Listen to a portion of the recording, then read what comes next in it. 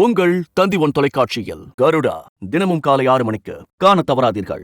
அனல் பறக்கும் அரபு தேசத்தில் கனமழை கொட்டி தீர்த்துள்ளது. அதனை பார்க்கலாம்.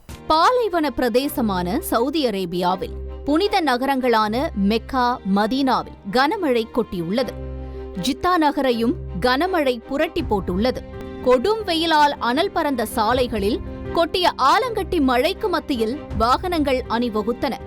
புனித நகரமான மெக்காவில் கொட்டிய மழையால் மேடான பகுதிகளில் பெருக்கெடுத்த வெள்ளத்தில் கார்கள் அடித்து செல்லப்பட்டன. பெரும் காற்றோடு கொட்டி தீர்த்த கனமழையால் எங்கு திரும்பினாலும் வெள்ளக்காடாக காட்சியளித்தது மெக்கா நகரம்.